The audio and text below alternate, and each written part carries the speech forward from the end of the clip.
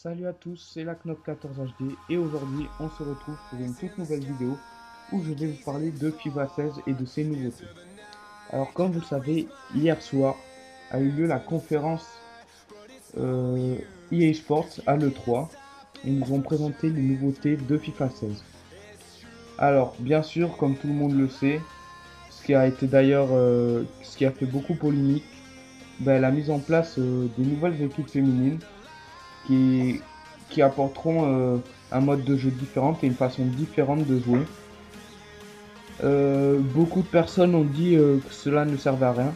Bon, moi de mon côté, je pense que ça peut apporter un plus au jeu avec une façon de s'amuser qui n'est pas pareil que d'habitude, quoi, pour changer un peu des fois si on s'ennuie.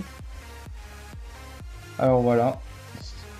Bien sûr, ce sera pas du tout la même façon de jouer avec des physiques totalement différents, des contacts totalement différents. Bon, vous verrez bien. Alors ensuite, la défense a été totalement revue parce que la défense cette année c'était un peu n'importe quoi. Il suffisait de faire un Alain triangle et la défense avait plus où aller et au final on se prenait tout le temps des buts.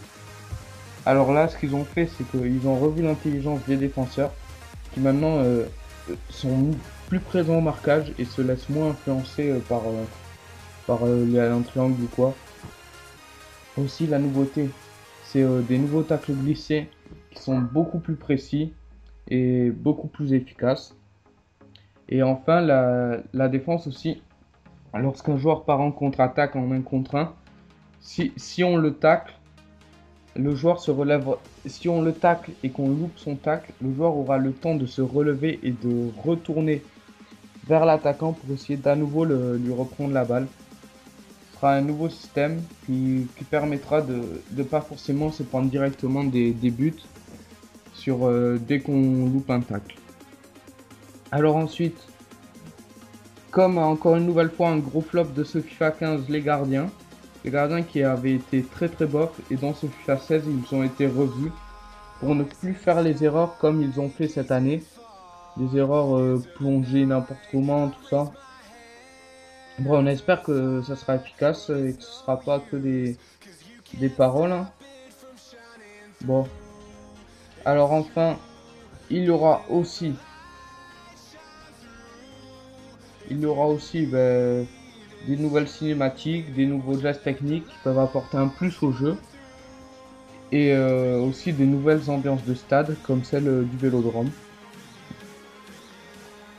L'entraîneur maintenant aussi ne servira plus à rien entre guillemets, car pendant le match, si vous décidez d'activer cette possibilité, l'entraîneur pourra vous proposer des schémas tactiques.